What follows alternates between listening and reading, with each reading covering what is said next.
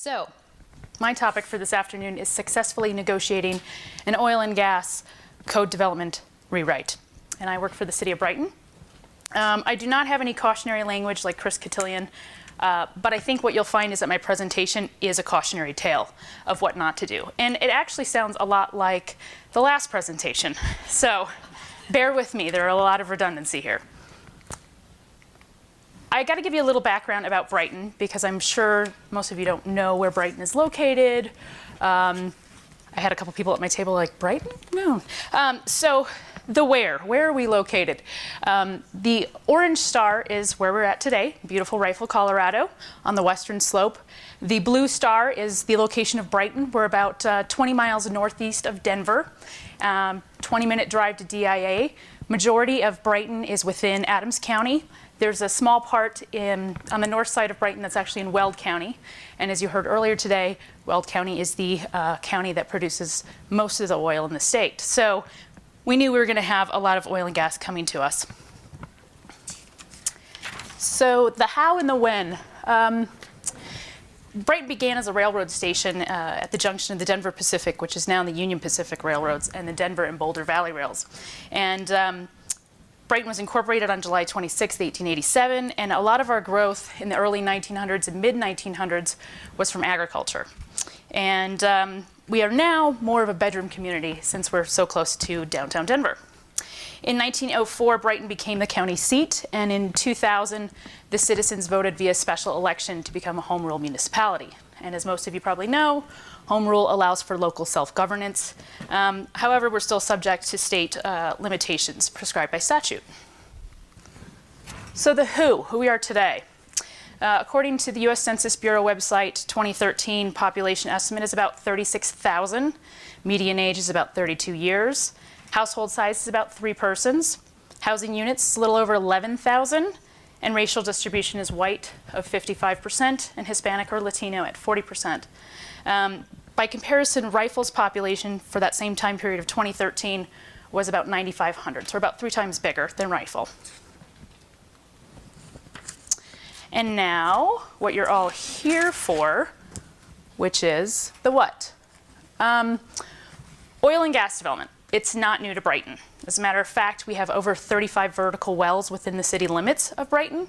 What is new, although Nancy Prince, who taught me very early on at one of the local government designee trainings, horizontal drilling is actually not new to Colorado, or at all. But it is new to our area. So there's always an upset with that. So the what continues. This here is a graphic taken from the COGC's website. Thank you very much, by the way. The yellow is incorporated areas. And what you can see here is this is really the northeast Denver area. Brighton is in the orange circle generally. And you can see all of those red dots are active wells. So to the north there is Weld County. Again, lots of red dots in Weld County and a lot of red dots to the east of us in Adams County. And this is just zooming in. Again, Brighton is generally located within that orange circle. You can see there are a couple dots within our city limits, but again, lots of oil and gas development surrounding us. The graphic here is really showing the proliferation of those horizontal wells with the purple and green lateral lines. So it was surrounding us and it was time to update our regulations, which is now my next topic. The city's oil and gas regulations were adopted in the 1970s. I thought it was interesting that Sue Patterson, or Forrester, noted this morning that federal policy was done at the time of bell-bottoms and Ford Pintos. That's when our regulations were adopted. So it seems to be a theme, I think. What does that say about government? I'm not really sure, other than we need to catch up. So the last known update to the oil and gas section of the regulations was done in 2005 by our city attorney's office. And that was mostly to just get them up to date to the COGCC's regulations in effect at that time. But as we all know, from then on out, specifically starting really in 2008, COGCC initiated and passed many rules, especially pertaining to setbacks and groundwater rules. There's a lot of preemption concerns. There have been a lot of technological advancements, and of course the increased pressure to drill in the area. So here starts my story. That is like Kyle's story. We started out by trying to educate our city council.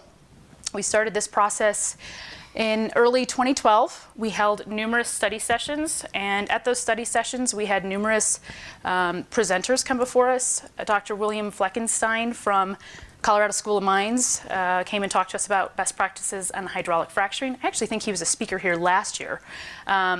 We also had Sarah Landry from COGA come and talk to us, staff from the counties of Weld and Adams, city staff from Greeley. We had Altus Environmental contact us and come in and speak with us. We had Patty Silverstein, who's an economist, come in and talk to us, representatives from CML, and of course we had operators come in and talk to the city council and also take us on tours of the actual facilities. So we had to do a lot of education, because really I think that's a big component, as Kyle talked about, is educating your city council so that when they are stopped at the grocery store, they can start answering those kinds of questions. And it was a good learning process for staff as well.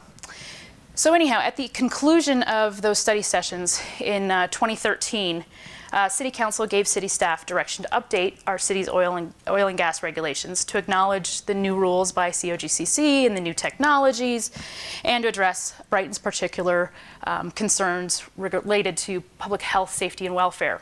In particular, we were concerned with our domestic water supply.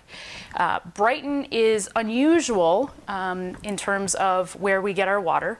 It is from shallow groundwater wells. We get over 70% of our domestic water supply from shallow groundwater wells.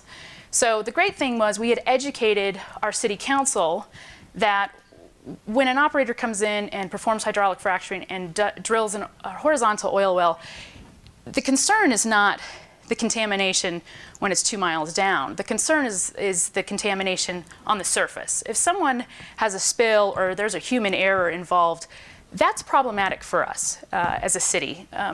These shallow groundwater wells are only 60 to 80 feet deep, and the water is actually sitting about 25 to 35 feet deep. So a spill could really endanger our public. So this was a huge concern for us. So council said, draft regulations that address this specifically. So we went ahead, worked with the city attorney's office, full steam ahead to try to get that done before the end of the year. And because we had new council members coming in the following year. So we went to a public hearing in December of 2013, and COGA and the COGCC came to the meeting and said, hold on, Brighton, just 1 second. We have a little bit of a concern with these regulations. They might be a little too restrictive. We would prefer that you hold off on these regulations and talk more with us, have a dialogue, and work collaboratively to create regulations that make sense. And it was one of those things where you're in the hurry up mode and get it done. You've got council pressure, you've got 3 people turning over, and quite frankly, we just didn't communicate with the operators very well, we didn't communicate with COGA very well, and we didn't communicate with the COGCC. So learning experience right there, communication's key. So City Council at the next meeting, December 17th meeting, they tabled the regulations indefinitely. So go back and start again. That's basically what that means, start over. So Kyle's laughing because she knows this and felt the pain. Okay, so during this time, as most of you know, other cities, counties, and towns were facing very similar challenges. There were moratoriums on oil and gas development, banning the hydraulic fracturing process, lots and lots of media attention. Here's a clip from the Sunday Denver Post. This is actually kind of a recent one, but you know, every Sunday there was something usually on the front page about oil and gas development. And probably I would say almost every newspaper had some blurb within it about oil and gas and the potential conflict there. Lots of lawsuits, of course. So this is all happening while we're trying to draft these new regulations. And in Brighton, we had a fair amount of citizen opposition. We had some people come out to our city council meetings. talking about items not on the agenda. You know, obviously, what's this going to do to my property values, birth defects, health concerns, environmental concerns, just all across the board. And a lot of it is, you know, just that gut visceral reaction to all of these terrible movies they're seeing and the media attention that they've seen. And so a lot of people were not educated on the realities of oil and gas development, but luckily we had taken the time to kind of get our council up to speed. So here's another one. They created a website, and here's one of the blog posts, Why Margaret Brubaker, the City of Brighton Attorney, is Lame. So, and this is not to, you know, dig at the attorneys. Jake Matter was here earlier, so. But, you know, the reality is it's hard for staff to be in this position. We're public servants, right? We're trying to do the best that we can for the public. But one of the things we also need to recognize is that oil and gas is an industry that we all need. Someone pointed out turning on the light switch. We all use energy every single day. And you have to balance appropriate and responsible oil and gas development with the public's health, safety, and welfare. And there has to be a balance there. And that's kind of what our council had determined after that year and a half of education. We're not going to turn away oil and gas development. It's an important part of our economy. And we believe it can be done right. So with that, we were back to the drawing board, and we had to actually start working on the regulations. So December 2013 got tabled. January 2014, after the holidays, scheduled a meeting with COGCC and COGA and Colorado Department of Public Health, and we sat down. They expressed their concerns over that old draft, and we expressed our concerns about our domestic water supply, and we were finally communicating, and they finally understood where we were coming from. So again, communication, it's so key. February 2014, the city ended up hiring special legal counsel to assist with oil and gas regulations, mostly because, you know, our city attorney, she is a specialist of many different things, but she is not a specialist in oil and gas. And it seemed prudent at the time to hire someone who had a better understanding of the issues with oil and gas to help us.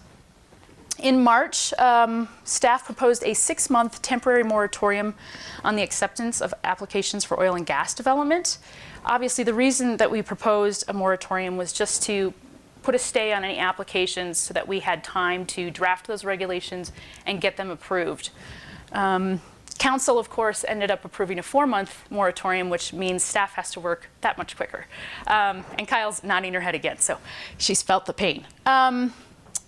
So in March, the month of March rolled by, and we had some local oil and gas related businesses boycott Brighton businesses, specifically our hotels, where a lot of these oil and gas operators had their staff staying at our hotels and eating at our restaurants and shopping at our Kohl's and JCPenney's. And they said, you know what, if Brighton wants to put a moratorium on, then we'll put a moratorium on Brighton. And so obviously, that's going to get the attention of a city council very quickly. And so we called a quick meeting again with the COGCC and the Colorado Department of Public Health and COGA and some of the operators. And we had one of those kind of come to Jesus meetings where you just sit down in a room and you say, this is why we did the moratorium. We're concerned about getting applications. The reason we're concerned about getting applications is we right now on our books at that time had regulations that were in conflict with the state's laws, and they didn't make any sense, and they didn't address the new technology. So we were in a position of, if we had gotten an application from an operator, we would have either had to go against our own regulations, go in conflict with state regulations, or deny the application altogether. We were going to get sued by somebody.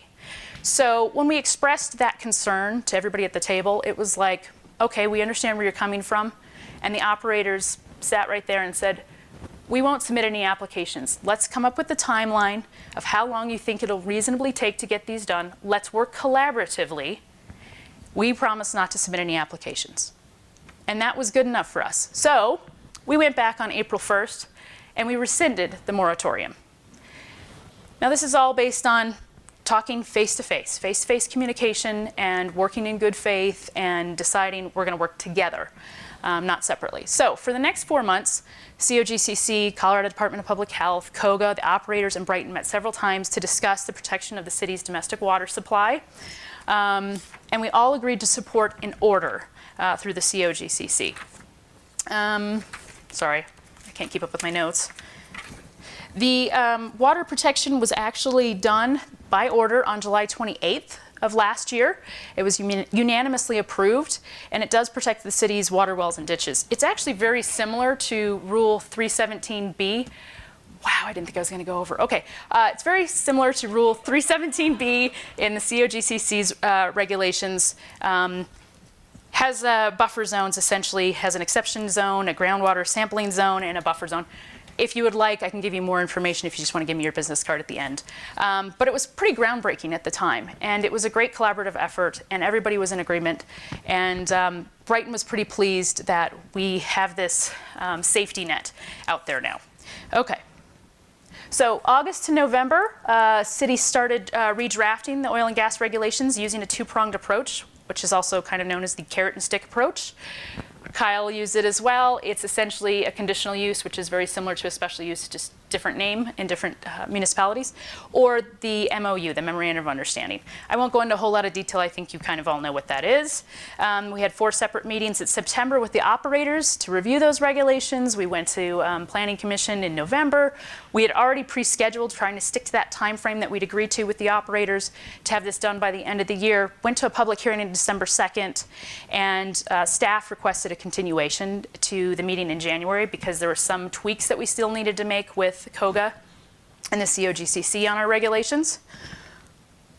So we ended up having an additional 10 face-to-face meetings from early December to early February with those entities to get those regulations approved. We had to go back on January 2nd again and ask for another continuation, which of course never looks good, but honestly, it's better to take your time to do something right than to rush it through the process. So we went to February 17th, actually had the public hearing, good testimony, good cooperative effort between COGA and Brighton, and unfortunately not a whole lot of Brighton citizens attended. We had a lot of people from neighboring municipalities, the county, the Sierra Club, which is all great, but really nobody from Brighton. So kind of a lack of engagement there, which was unfortunate because all of our study sessions were open to the public. We'd posted stuff on the web. We had a summer barbecue where we provided opportunity for people to come and view, video and film of what the hydraulic fracturing process is and allow them questionnaires. So it was just kind of like not that big of a deal. March 17th, we had the first reading, was approved, and on April 7th, so happy to say, second and final reading happened, and we had finally adopted these amended oil and gas regulations. Because I'm running out of time, I will just skip these quotes and, okay, good. I'm gonna go skip the quotes and go to a few lessons learned. So, as I've mentioned before, communication is absolutely the key. And honestly, face-to-face communication is best. And I'm going to take another dig at attorneys because I think Jake Matter left, so I'm going to go for it. Oh, no, he's waving at me in the back of the room. Okay, I'm going to put it out there anyhow. Email is a great way to communicate, and so is conference calls. But honestly, sometimes the best way to communicate with people is to just sit down face-to-face and have a conversation. I've found that sometimes the attorneys on both sides of an issue can get a little snarky in their email correspondence or in their phone correspondence, whereas if they're sitting at a table across from one another, the snarkiness is a little bit less. And so I think that's a good way to communicate with people. And furthermore, it's hard to not listen to someone when they're right there in front of you. And so I'm all about face-to-face communication. That's the best way to communicate. And that was really instrumental in getting those regulations approved from December to February, is those 10 face-to-face meetings with COGA and the operators in the city in the same room. Here's my issues with your regulations. It's a minor word tweak. I mean, half of the issues we had were, legalese. They were arguing over little points. So again, face-to-face communication. Listen. please, just listen to people. Don't sit there and wait to say what you want to say. Listen to what they actually have to say. Listen to what their concerns are. Understand all sides of the issue, whether it's what the operators need, what the citizens want, what the city council want, what the staff needs to do to administer these regulations. You have to understand all sides of the issue. That's absolutely vital if you're going to craft regulations that make sense and work for everybody. Involve the public. We tried as best as we could to involve the public. Sometimes they just don't care. If it's not in their backyard or they're not affected by it, they're just not interested. Another facet of that might be the fact that because we're so close to Weld County and a portion of Brighton is in Weld County, we had probably a good percentage of our population that in some way, shape, or form worked in or amongst the oil and gas industry. So they probably weren't that against it. Okay, so last, consult with and hire experts. As I mentioned, when we were doing our study sessions, we had a lot of different experts come in and talk to us. Now, the nice thing was a lot of those were free, but there were some that we had to pay to come in. And of course, we had to pay for special legal counsel. But sometimes it's best to budget for and spend the money on getting people with real expertise. Kyle, I am super impressed that you were able to do this all on your own. It's amazing. But sometimes it pays, especially, it's a huge burden to put on staff that is their only job, and they have to do that for years on end. You can burn a person out very quickly on that. So consult with and hire experts if you can. And that's it. So if you have additional questions, here's my contact information. And additional information if you'd like to see the actual ordinance for the Oil and Gas Regulations Amendment, if you'd like to see the PowerPoint that we gave at the public hearing, just regular information about our oil and gas regulations, www.brightencode.gov. Go to Departments, Community Development, and our oil and gas regulations. And with that, I'm finished. Thank you so much.